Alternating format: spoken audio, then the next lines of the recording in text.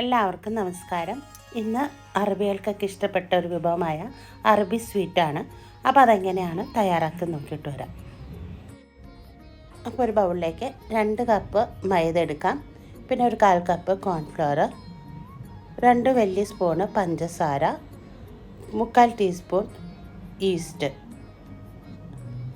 പിന്നെ വേണ്ടത് 1/4 കപ്പ് തൈര്, പിന്നെ 2 ടീസ്പൂൺ ഓയിൽ.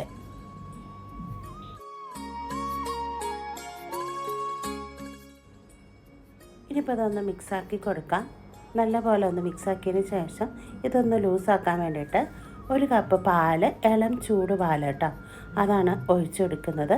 കുറച്ചായിട്ട് ആദ്യം ഒന്ന് ഒഴിച്ചെടുത്തിട്ട് നമുക്കിതൊന്ന് ലൂസാക്കി എടുക്കാം. ആദ്യം കുറച്ച് ഒഴിച്ചെടുത്തെങ്കിൽ ഇനിയും വേണം കേട്ടോ. അപ്പോൾ ഒന്നും കൂടി ഒഴിച്ചെടുത്ത് ഒന്നും കൂടി നമുക്കൊന്ന് മിക്സാക്കി കൊടുക്കാം. അപ്പോൾ ഇതാ കുറച്ചുകൂടി പാല് നമുക്ക് ആവശ്യമായിട്ടുണ്ട് കേട്ടോ. അപ്പോൾ അതുകൂടി ചേർത്ത് കൊടുക്കാം. അപ്പോൾ മൊത്തത്തിൽ ഞാനിതിൽ ഒരു 1.5 കപ്പോളം ചേർത്തിട്ടുണ്ട്. ചിലപ്പോൾ അത്രയും വേണ്ടി വരില്ല, 1.25 കപ്പ് മതി. ഇപ്പോൾ എനിക്കൊരു 1.5യുടെ അടുത്ത് തന്നെ വന്നിട്ടുണ്ട്. എന്നിട്ട് ഇനിയിപ്പോൾ സ്പൂണ് മാറ്റിയിട്ട് കൈ കൊണ്ട് നല്ലപോലെ ഒന്ന് കുഴച്ചെടുക്കാം. അപ്പോൾ ബബിൾസൊക്കെ ഉണ്ടെങ്കിൽ ഒന്ന് പോയി കിട്ടുകയും ചെയ്യും. പിന്നെ ഇത് ഒരുപാട് ലൂസായിട്ടല്ല കേട്ടോ നമുക്ക് ഈ മാവ് വേണ്ടത്, കുറച്ച് തിക്കായിട്ടാണ് കേട്ടോ. അപ്പോൾ എന്നാലാണ് നമുക്ക് സ്പൂൺ കൊണ്ട് കോരി ഇടുമ്പോൾ നല്ല റൗണ്ട് ഷേപ്പിൽ കിട്ടുള്ളൂ. അപ്പോൾ ദാ അതുപോലെ നമുക്കൊന്ന് കൈ കൊണ്ട് കുഴച്ചെടുക്കാം.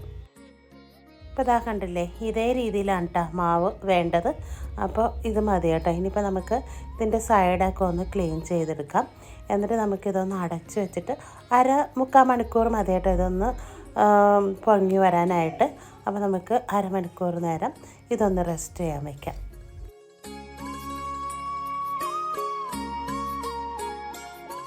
1/2-3/4 മണിക്കൂർ കഴിഞ്ഞതിന് ശേഷം നമുക്കിതിലേക്കൊരു സിറപ്പ് ഉണ്ടാക്കണം. അപ്പോൾ അതിന് വേണ്ടിയിട്ട് 1 കപ്പ് ഷുഗർ എടുത്തിട്ടുണ്ട്, 1 കപ്പ് വെള്ളം, 2 ഏലക്ക, പിന്നെ 1/2 ലെമൺ എടുത്തിട്ട് ഒരു 3-4 ഡ്രോപ്പ് ലെമണും കൂടി അതിലേക്ക് പിഴിഞ്ഞ് വയ്ക്കാം.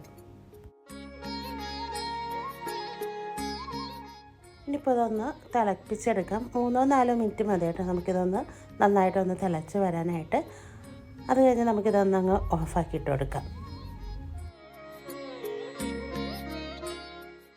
ഇനിയിപ്പോൾ നമ്മുടെ മാവൊക്കെ നന്നായിട്ട് പുളിച്ച് പൊന്തി വന്നിട്ടുണ്ട്. ഇനി ഒരു സ്പൂൺ വെച്ചിട്ട് നല്ല പോലെ ഒന്ന് മിക്സാക്കി കൊടുക്കാം. അപ്പോൾ എയർ ബബിൾസൊക്കെ ഉണ്ടെങ്കിൽ പോയി കിട്ടുകയും ചെയ്യും. അതിന് വേണ്ടിയിട്ടാണ് കേട്ടോ നന്നായിട്ട് മിക്സാക്കി കൊടുക്കുന്നത്. ഇതേ രീതിയിലാണ് കേട്ടോ നമുക്ക് മാവ് വേണ്ടത്, എന്നാലാണ് നമുക്ക് കറക്റ്റായിട്ട് ബോൾസായിട്ട് കിട്ടുകയുള്ളൂ.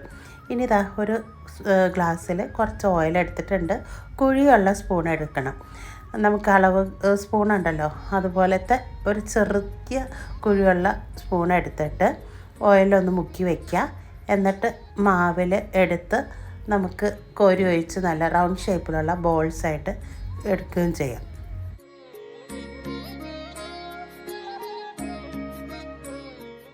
ഇനിയിപ്പോൾ ഇതാ നമ്മുടെ എണ്ണയെല്ലാം നന്നായിട്ട് ചൂടായിട്ടുണ്ട്. അപ്പോൾ ഇതാ നമ്മൾ ഡിപ്പ് ചെയ്ത് വെച്ചിരിക്കുന്ന ആ സ്പൂൺ എടുത്തിട്ടുണ്ട്. എന്നിട്ട് ഇതാ മാവിൽ നിന്ന് കുറച്ച് മാവ് എടുക്കുക.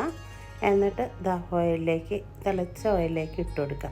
അങ്ങനെ ഓരോ പ്രാവശ്യം ചെയ്യുമ്പോഴും നമ്മൾ ഈ സ്പൂണ് ഓയിലൊന്ന് മുക്കി വെച്ചിട്ട് വേണം കേട്ടോ മാവ് കോരി ഒഴിക്കാൻ, അല്ലെങ്കിൽ ഒന്ന് പിടിക്കും. അപ്പോൾ അതുപോലെ നമുക്ക് ചെയ്തെടുക്കാം. കൈ കൊണ്ട് വേണമെങ്കിൽ ചെയ്തെടുക്കാം, പക്ഷേ സ്പൂണ് എളുപ്പമാണ് കേട്ടോ നമുക്ക് ചെയ്തെടുക്കാൻ വേണ്ടിയിട്ട്. എന്നിട്ട് ഇതാ നല്ല പോലെ ഒന്ന് മുരിച്ചെടുക്കാം. ഇത് ഈ കയ്യിൽ വെച്ചിട്ട് ഒന്ന് ബോൾസിലൊക്കെ ഒന്ന് റൗണ്ടാക്കി കൊടുത്താൽ മതി, പെട്ടെന്ന് മുരിഞ്ഞ് വരികയും ചെയ്യും. അപ്പോൾ ഇതാ കണ്ടില്ലേ, നമ്മുടെ ബോൾസൊക്കെ നല്ല പോലെ മുരിഞ്ഞിട്ടുണ്ട്. നല്ല ക്രിസ്പിയാണ് കേട്ടോ, ഇത് കഴിക്കാൻ നല്ല ടേസ്റ്റാണ്. ഇനിയിപ്പോൾ ഇതാ നമ്മൾ ഒരു സ്ട്രെയിനറിൽ ഇതുപോലെ ഒന്ന് കോരിയെടുക്കാം. അതിന് ശേഷം നമ്മൾ നേരത്തെ ഷുഗർ പാനിയാക്കി വെച്ചിട്ടുണ്ടല്ലോ സിറപ്പ്, അതിലേക്ക് ഇട്ട് കൊടുക്കാം. 10 മിനിറ്റ് മതി കേട്ടോ ഇതിൽ ഡിപ്പ് ചെയ്ത് വെക്കുന്നത്. അപ്പോൾ തന്നെ നമുക്കൊരു പ്ലേറ്റിലേക്ക് മാറ്റി വെക്കുകയും ചെയ്യാം. ഇനി അടുത്ത ട്രിപ്പും ഇതുപോലെ ആക്കിയിട്ട് ഷുഗർ സിറപ്പിൽ ഇട്ട് കൊടുക്കണം.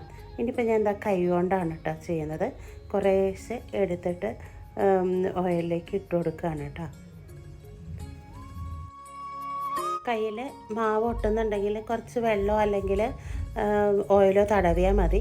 പെട്ടെന്ന് മാവ് എടുത്ത് നമുക്ക് ഇതുപോലെ നുള്ളി നുള്ളി ഇടാനും പറ്റും. അപ്പോൾ ഇതും ഇതുപോലെ തന്നെ ഒന്ന് മൊരിച്ചെടുക്കാം, നല്ല ബ്രൗൺ കളറാവുന്നത് വരെ. ഉള്ളി വേവാതിരിക്കുന്ന പ്രശ്നമൊന്നും ഇതിൽ വരുത്തില്ല കേട്ടോ. അപ്പോൾ അടിപൊളി ടേസ്റ്റാണ്. അപ്പോൾ നല്ല ക്രിസ്പി ആയിട്ടുള്ള, കുറച്ച് മധുരവും പുളിപ്പൊക്കെ ഉള്ള അടിപൊളി അറബി സ്വീറ്റാണ്. അപ്പോൾ എല്ലാവരും ഇതുപോലെ ഒന്ന് ട്രൈ ചെയ്ത് നോക്ക്. എന്നാൽ ശരി, അടുത്ത നല്ലൊരു വിഭവമായിട്ട് വരുന്നത് വരെ എല്ലാവർക്കും ബൈ.